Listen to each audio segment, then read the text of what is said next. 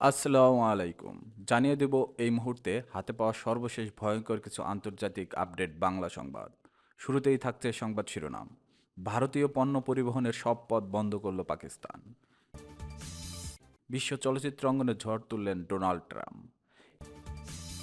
ইসরায়েলের পুরো আকাশে অবরোধের হুঁশিয়ারি, ক্ষুব্ধ নেতানিয়াহু। যুক্তরাষ্ট্রের নতুন হামলায় আহত ১৪, উত্তপ্ত ইয়েমেন।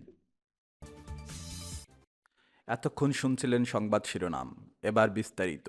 প্রিয় দর্শক, আপনি যদি এই চ্যানেলে নতুন হয়ে থাকেন, ভিডিওটি দেখতে দেখতে চ্যানেলটি সাবস্ক্রাইব করে আমাদের সাথেই থাকুন। ভারতীয় পণ্য পরিবহনের সব পথ বন্ধ করল পাকিস্তান। কাশ্মীরের পেহেলগামে সাম্প্রতিক প্রাণঘাতী হামলার পর ভারত ও পাকিস্তানের মধ্যে চলমান উত্তেজনার মধ্যে ইসলামাবাদ কড়া পদক্ষেপ নিয়েছে। দেশটি গতকাল থেকে তাদের স্থল, সমুদ্র ও আকাশপথ ব্যবহার করে ভারতীয় পণ্য পরিবহন সম্পূর্ণ নিষিদ্ধ করেছে। শুধু তাই নয়, তৃতীয় কোনো দেশ থেকে পাকিস্তানের উপর দিয়ে ভারতের পণ্য রপ্তানির পথও বন্ধ করে দেওয়া হয়েছে। পাকিস্তানের বাণিজ্য মন্ত্রণালয় এক বিজ্ঞপ্তিতে জানায়, জাতীয় নিরাপত্তা ও জনস্বার্থে এই সিদ্ধান্ত নেওয়া হয়েছে। তবে আগেই যেসব পণ্যের জন্য ঋণপত্র ইস্যু করা হয়েছে সেগুলো এই নিষেধাজ্ঞার বাইরে থাকবে। নতুন নিষেধাজ্ঞার আওতায় পাকিস্তানের ভূখণ্ড ব্যবহার করে ভারতীয় পণ্যের আমদানি নিষিদ্ধ। তৃতীয় দেশ থেকে পাকিস্তানের মাধ্যমে ভারতের পণ্য পাঠানো নিষিদ্ধ। ভারতীয় পতাকাবাহী জাহাজ পাকিস্তানি বন্দরে ঢুকতে পারবে না। পাকিস্তানি জাহাজও ভারতীয় বন্দরে ঢুকতে পারবে না। পাকিস্তানের মেরিটাইম অ্যাফেয়ার্স মন্ত্রণালয়ের পোর্টস অ্যান্ড শিপিং উইং জানায়, সাম্প্রতিক সামুদ্রিক পরিস্থিতি ও নিরাপত্তা ঝুঁকি বিবেচনায় নিয়ে এই পদক্ষেপ নেওয়া হয়েছে। ব্যতিক্রমী কোনো আবেদন থাকলে তা আলাদাভাবে বিবেচনা করা হবে। এর আগে শনিবার রাতে পাকিস্তান নিজ দেশে বন্দরগুলোর ভারতীয় পতাকাবাহী জাহাজ প্রবেশ নিষেধাজ্ঞা জারি করে। এর পাল্টা হিসেবে ভারতও আগে পাকিস্তানি পতাকাবাহী জাহাজ প্রবেশ বন্ধ করে। এ নিষেধাজ্ঞার পেছনে সরাসরি কারণ হলো কাশ্মীরের পেহেলগামে পর্যটকদের ওপর হামলায় ২৬ জন নিহত হয়। ভারত হামলার জন্য পাকিস্তানকে দায়ী করেছে, যদিও ইসলামাবাদ তা অস্বীকার করেছে এবং নিরপেক্ষ তদন্তের দাবি জানিয়েছে। বিশ্ব চলচ্চিত্র অঙ্গনে ঝড় তুললেন ডোনাল্ড ট্রাম্প। বিদেশি সিনেমার ওপর ১০০% শুল্ক আরোপের ঘোষণা দিয়েছে মার্কিন প্রেসিডেন্ট ডোনাল্ড ট্রাম্প। তার দাবি, আমেরিকার চলচ্চিত্র শিল্প দ্রুত ধ্বংসের পথে এগোচ্ছে এবং তা ঠেকাতেই এই পদক্ষেপ। তার এই সিদ্ধান্তের ফলে বৈশ্বিক চলচ্চিত্র শিল্পের নতুন করে আলোচনার ঝড় উঠেছে। ট্রাম্প বলেন, বিদেশি স্টুডিওগুলো নানা রকম প্রণোদনা পাচ্ছে, যা মার্কিন শিল্পের জন্য জাতীয় নিরাপত্তার হুমকি। এরই মধ্যে ট্রাম্প ৩ হলিউড তারকা জন ভোইট, মেল গিবসন ও সিলভেস্টার স্ট্যালোনকে বিশেষ দূত হিসেবে নিয়োগ দিয়েছে, যাদের কাজ হলো হলিউডকে বিদেশি প্রতিযোগিতা থেকে রক্ষা করা।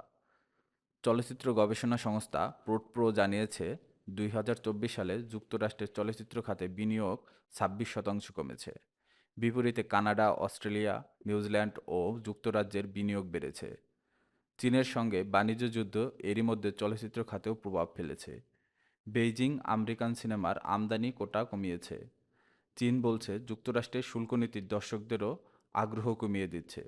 চীনের পণ্যে ট্রাম্প প্রশাসনের সর্বোচ্চ ২৪৫% পর্যন্ত শুল্ক কার্যকর হতে পারে, যার পাল্টা জবাবে চীনও ১২৫% আমদানি শুল্ক বসিয়েছে। ট্রাম্প জানিয়েছে, জুলাইয়ের আগে কিছু শুল্ক স্থগিত থাকলেও চীনের ক্ষেত্রে তা বহাল থাকবে, যদিও তিনি ইঙ্গিত দিয়েছে ভবিষ্যতে কিছু শুল্ক কমানো হতে পারে। ইসরায়েলের পুরো আকাশ অবরোধের হুঁশিয়ারি, ক্ষুব্ধ নেতানিয়াহু। ইয়েমেনের হুতি গোষ্ঠী ইসরায়েলের বিরুদ্ধে সম্পূর্ণ আকাশ অবরোধ আরোপের হুমকি দিয়েছে। এর জবাবে ইসরায়েলের প্রধানমন্ত্রী বেঞ্জামিন নেতানিয়াহু হুতিদের বিরুদ্ধে কঠোর পদক্ষেপ নেওয়ার ঘোষণা দিয়েছেন। রোববার একটি বিবৃতিতে হুতিদের সামরিক মুখপাত্র ইয়াহিয়া সারি বলেন, ইসরায়েল গাজার বিরুদ্ধে আগ্রাসন বাড়ানোর সিদ্ধান্ত নেওয়ায় আমরা ইসরায়েলের বিমানবন্দর, বিশেষ করে বেন গুরিয়ন বিমানবন্দরকে লক্ষ্যবস্তু করব। তিনি আন্তর্জাতিক বিমান সংস্থাগুলোকে ইসরায়েলগামী সব ফ্লাইট বাতিলের আহ্বান জানান, যাতে যাত্রী ও কর্মীদের নিরাপত্তা নিশ্চিত হয়। এই হুঁশিয়ারি কয়েক ঘন্টা আগেই হুতিদের ছোড়া একটি ক্ষেপণাস্ত্র বেন গুরিয়ন বিমানবন্দরের কাছাকাছি আঘাত হানে, যার ফলে কিছু সময়ের জন্য বিমান চলাচল ব্যাহত হয়।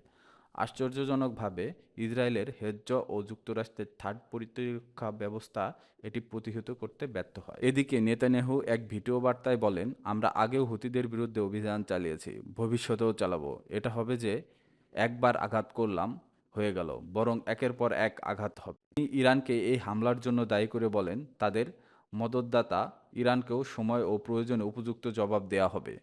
এই উত্তেজনার মধ্যে রবিবার সন্ধ্যায় যুক্তরাষ্ট্র ইয়েমেনের রাজধানী সানার দক্ষিণে আল সাওয়াদ এলাকা, রাস ইসা বন্দর ও হোদেইদা প্রদেশের কামরান দ্বীপে একাধিক বিমান হামলা চালায়। হুতি গোষ্ঠী আল মাসিরা টিভির তথ্যমতে এই হামলাগুলোর ফলে এখন পর্যন্ত কোনো প্রাণহানির খবর পাওয়া যায়নি। যুক্তরাষ্ট্রের নতুন হামলায় আহত 14, উত্তপ্ত ইয়েমেন। যুক্তরাষ্ট্র ইয়েমেনের একের পর এক বিমান হামলা চালিয়ে অন্তত 14 জন বেসামরিক নাগরিককে আহত করেছে। ইয়েমেনের বিভিন্ন স্থানে চালানো এসব হামলার ফলে দেশটিতে নতুন করে উত্তেজনা ছড়িয়ে পড়েছে। হুতি সংশ্লিষ্ট টেলিভিশন চ্যানেল আল মাসিরাহর বরাতে জানা যায়, যুক্তরাষ্ট্র সানা শহরে কেন্দ্রীয় আত্তান এলাকায় 2টি বিমান হামলা চালায়। আল জাওফের খাব্য ও আশ সাআফ এলাকায় 3টি এবং মারিবের রাঘওয়ানে আরও 2টি হামলা চালানো হয়।